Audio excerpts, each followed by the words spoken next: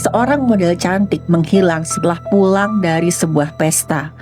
Awalnya dikira ini adalah kasus orang hilang, tapi fakta yang ada ternyata jauh lebih mengerikan. Model tersebut ditemukan sudah tidak bernyawa dalam kondisi tubuh terlipat dalam sebuah koper. Ternyata pelaku adalah orang yang paling sayang dengan dia. Kasus ini menunjukkan kalau kisah cinta kadang bisa berubah jadi tragedi.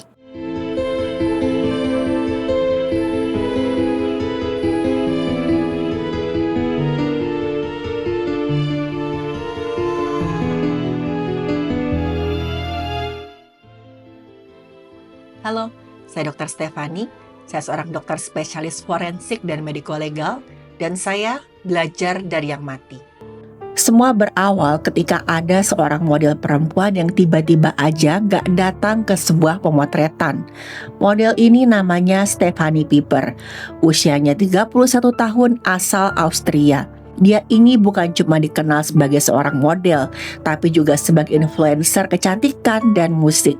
Di berbagai platform media sosialnya, Stefanie sering membagikan konten perawatan tubuh, tips kecantikan, dan juga nyanyiannya. Konten-konten itu buat banyak banget orang kagum sama dia. Bukan hanya karena dia cantik, tapi juga karena kepribadiannya yang ramah dan sangat mudah didekati. Karena hal tersebut, semua yang pernah kerja sama Stefanie hampir gak pernah mengeluh. Stefanie selalu dianggap orang yang profesional dan menyenangkan. Makanya, waktu dia tiba-tiba aja gak datang ke pemotretan, semua orang langsung sadar ini ada yang aneh. Awalnya mereka mencoba berpikir positif. Mungkin Stefanie masih kelelahan. Apalagi malam sebelumnya diketahui kalau dia dan beberapa temannya memang menghadiri sebuah pesta. Dan waktu itu mereka semua berpesta sampai hampir tengah malam. Jadi ya mungkin wajar aja kalau Stefanie kelelahan dan siapa tahu ketiduran. Rekan kerjanya pun mencoba menelpon Stefanie, tapi sama sekali gak diangkat. Akhirnya mereka coba menghubungi keluarganya Stefanie untuk tahu bagaimana kabarnya. Jangan-jangan dia sakit atau apa. Tapi yang lebih aneh lagi, menurut keterangan keluarganya, mereka juga nggak bisa menghubungi Stefanie.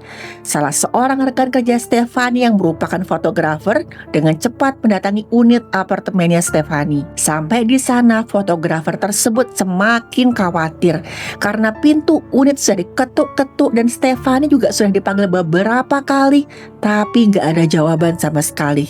Udah jelas nih ada sesuatu yang sangat-sangat salah. Masalahnya, Stefanie juga tinggal bersama anjingnya yang namanya Marlo.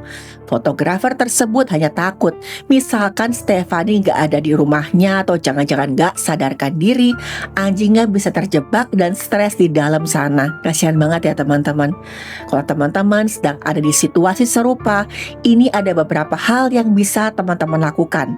Yang pertama, amati dulu kondisinya dari luar tanpa menyentuh atau mencoba menangkap hewan yang ada di dalam. Kemudian, segera laporkan ke pihak yang berwenang atau manajemen gedung yang punya akses resmi untuk membuka unit. Kalau misalkan hewan tampak dalam bahaya kayak kehausan, terluka atau terjebak, cepat hubungi pemadam kebakaran atau komunitas penyelamat hewan. Nah, dalam kasus ini fotografer tersebut kemudian melapor ke pihak berwenang yang dengan cepat datang ke unit apartemennya Stefanie. Ketika baru datang, pihak berwenang bertemu dengan seorang pria yang sedang membuka kunci unitnya Stefanie tadi.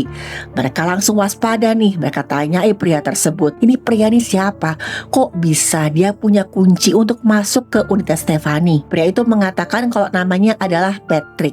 Dia mengaku sebagai mantan pacarnya Stefanie dan datang ke unit tersebut untuk mengecek keadaannya Marlo, alias anjingnya Stefanie tadi. Patrick bilang kalau memang Stefanie sering memintanya untuk merawat Marlo kalau Stefanie sedang ada kerjaan di luar kota. Pihak berwenang satu mempercayai Patrick dan membiarkannya membuka unit apartemennya Stefanie. Dan untungnya ketika unit apartemen terbuka, Marlo masih dalam keadaan sehat dan selamat.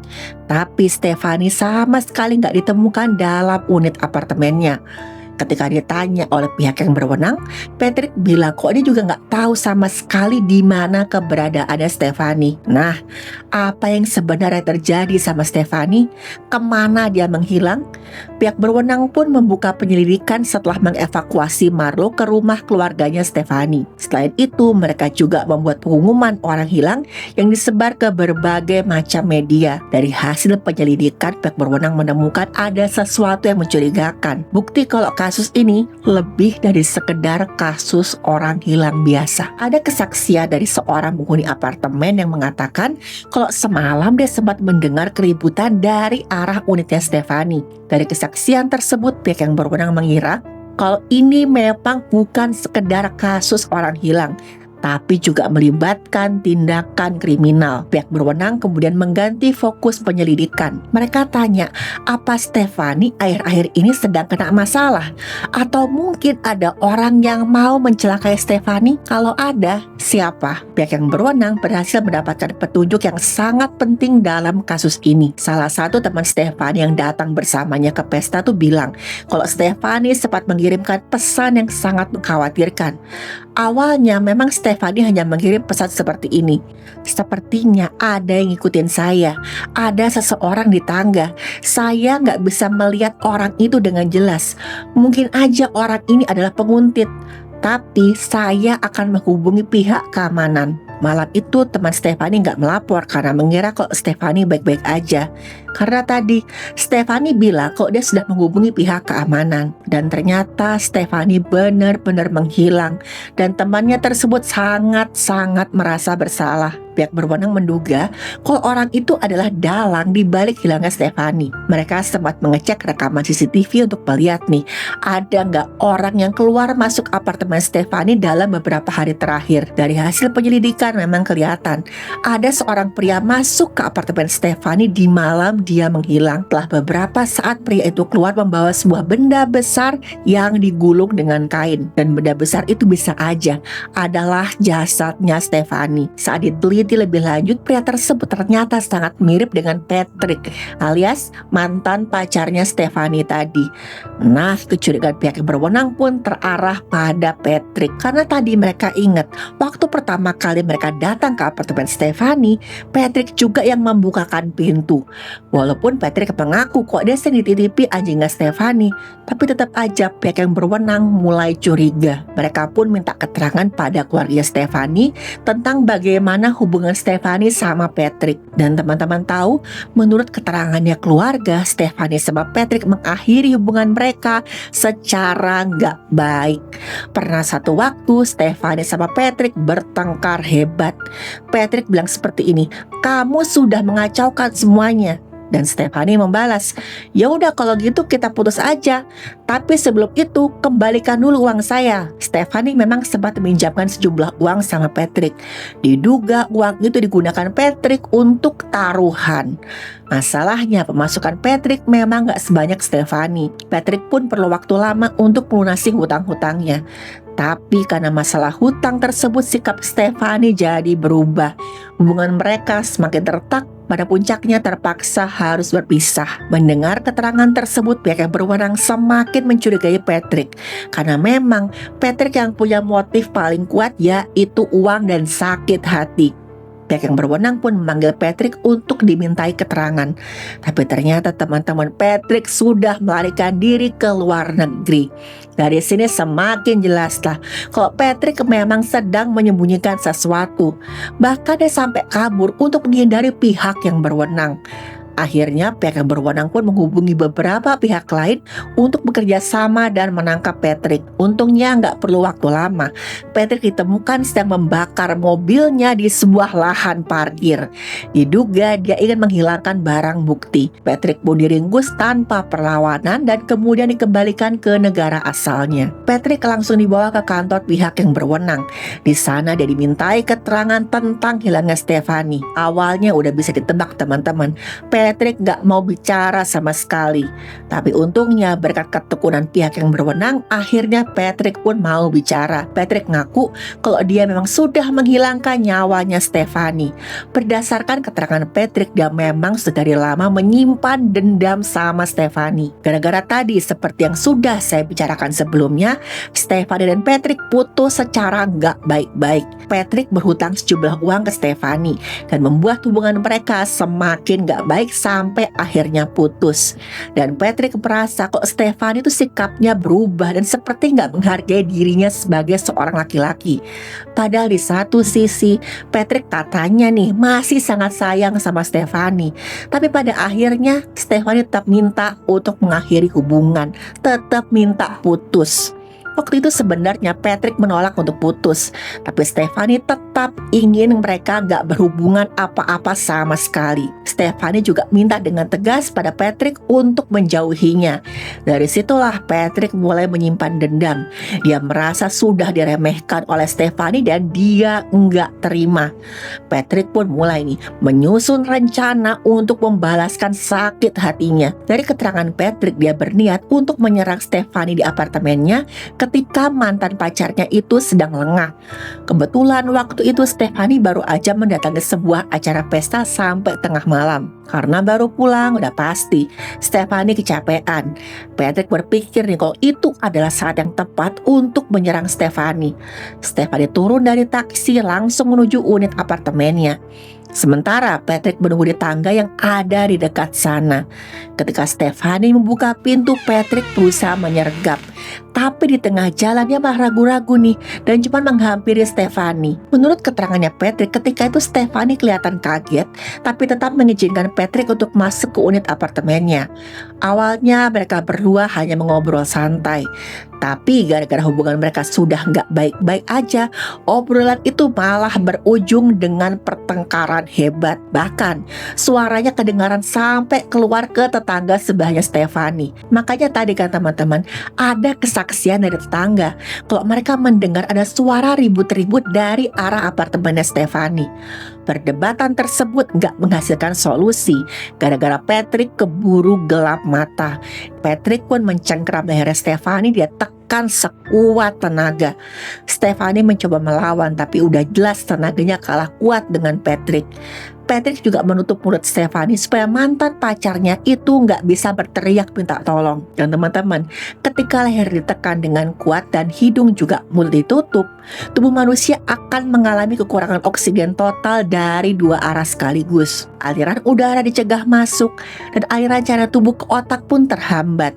Kondisi ini sangat berbahaya dan bisa berakibat fatal dalam waktu yang singkat. Tekanan kuat pada leher akan menutup pembuluh utama yang membawa cairan ke otak, sehingga otak tiba-tiba aja kekurangan oksigen atau hipoksia.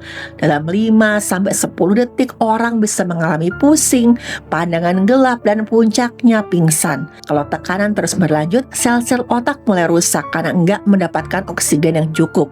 Menutup hidung dan juga mulut di saat itu juga menghentikan pertukaran udara, membuat korban gak bisa menarik napas meskipun tubuhnya berusaha keras mencoba tetap bernapas. Dalam waktu menit-menit berikutnya jantung akan berdebar sangat cepat, awalnya untuk mencoba memompa oksigen, kemudian melemah karena kelelahan. Kekurangan oksigen ekstrim bisa menyebabkan kejang, henti napas, dan akhirnya henti jantung. Pada beberapa kasus cedera pada leher seperti memar, pembengkakan jaringan, atau kerusakan pada saluran napas juga bisa muncul. Dan hal ini memperparah kondisi sehingga setelah tekanan dilepas pun korban tetap gak bisa bernapas secara normal.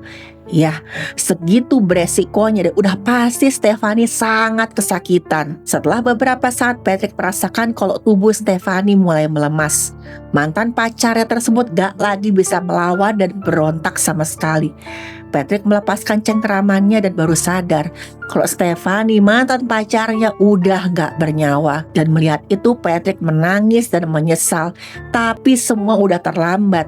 Patrick gak nyangka dia bisa melakukan sesuatu yang sebegitu kejamnya kepada perempuan yang katanya paling dia sayangin. Akhirnya Patrick mencari kain paling besar yang bisa didapatkan di unit apartemennya Stephanie.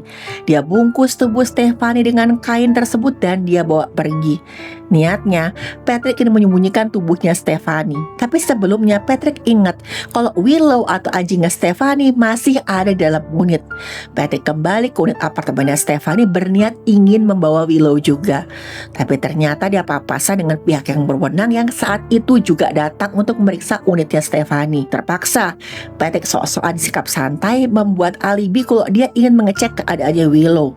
Padahal sebenarnya dia sudah melakukan sesuatu yang sangat mengerikan. Dan setelah lepas dari kecurigaan pihak yang berwenang, Patrick membawa tubuh Stephanie menggunakan mobilnya dan berkendara ke luar negeri, tepatnya ke negara Slovenia. Di sana, Patrick masih mempunyai nenek yang tinggal sendirian. Patrick sempat mampir ke rumah neneknya untuk memindahkan tubuh Stephanie ke dalam sebuah koper.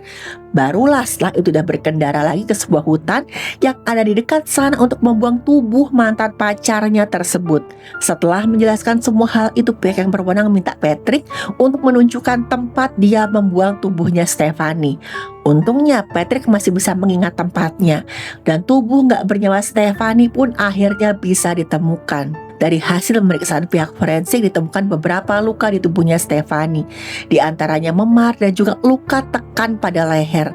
Ini berbanding lurus dengan pernyataan Patrick yang mengatakan kalau dia memang menghilangkan nyawa Stephanie dengan cara mencengkram lehernya kuat-kuat. Waktu tubuh yang sudah nggak bernyawa ditempatkan dalam koper atau ruang yang sangat sempit, beberapa proses alami akan tetap terjadi. Tapi bentuk dan kecepatannya bisa berubah karena kondisi lingkungan yang tertutup rapat. Tubuh akan mulai mengalami rigor mortis atau kekakuan, dan livor mortis atau perubahan warna akibat pengendapan cairan tubuh, dan juga tubuh tetap mengalami pembusukan. Ruang sempit juga membuat posisi tubuh menjadi tertekuk atau nggak alami karena nggak ada ruang untuk membentang. Karena udara dalam koper sangat terbatas, proses pembusukan bisa jadi lebih lambat pada awalnya, terutama jika koper disimpan di tempat yang dingin. Tapi kalau ada di tempat yang hangat atau lembab, ruang tertutup justru dapat membuat kelembapan semakin terperangkap. Jadi bakteri pembusukan berkembang biak lebih cepat, menghasilkan gas yang menyebabkan tubuh menggembung. Dari sisi forensik, penempatan tubuh dalam ruang sempit itu bisa meninggalkan bekas tekanan pada kulit, bisa memperlambat atau mengubah pola pembusukan. Tapi yang pasti bisa juga membantu penyidik memperkirakan cara tubuh dipindahkan atau disembunyikan. Jadi, meskipun gak lagi bernapas atau bergerak, ingat tubuh akan tetap memberikan jawaban. Dan dalam kasus ini, jawaban itu digunakan untuk menangkap sang pelaku. Patrick resmi dijadikan tersangka dan dihukum setimpal dengan apa yang sudah dia perbuat pada Stephanie.